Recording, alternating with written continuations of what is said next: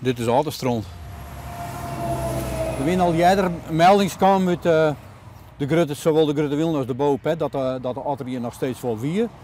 Maar ja, ik vind het nou wel bij zo'n drukke dik vind ik het al wel een beetje zwaargelijk. Vlienier binnen hier tussen Gietjerk en Tiesjerk 2 otters deerrieden. Zo'n de mannen staan het erboven. Die matten, nevens de laatste ramings, 3 otters in het gebied beschermen. Ik denk dat het echt, s'nachts je langer is op 10 uur en je het bos, dan denk je, hey, verloren, je zou er een keer wat door de dik kunnen steken kennen. En dat dan hij winst. Want ik bedoel, als er dan al een auto roer steekt of zo, dan kunnen de mensen daar rekening mee houden. Want het is toch vaak de schrikreactie dat je niet een keer een otter tussen de lampen hebt en nou, dan kan je uiteindelijk gevaarlijke situaties krijgen. De bordjes binnen een neetoplossing. Bosma wil nou een faunabuis, liek als 3 kilometer verderop, bij het Ottema-Wiersma-reservaat.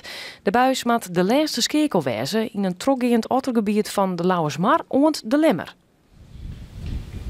Je laat dan ook Autostrand en deel uit Autostrand verderop. Dat kan wel echt zien dat ze hier goed gebruik van maken.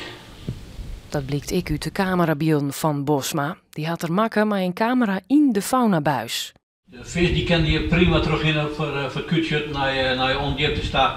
De otter die kan er geweldig gebruik van maken. De oren maat erachter die kan je gewoon gebruik van maken. Dat is mijn keuze wel. Dat is wel heel mooi was voor de otters en voor de orenbeesten. Dat er een oplossing komt voor de otters bij Gietjerk is wis. De provincie had al yield thuis zijn.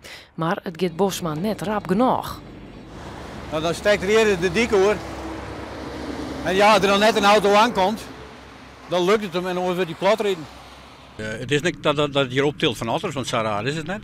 Het gaat maar om een paar otters, maar het is wel een onderdeel van een ecologische hoofdstructuur. En vandaar, ik bedoel, 12 otters, ik bedoel, de treden die komt op wie spreken aan dat er niks gebeurt.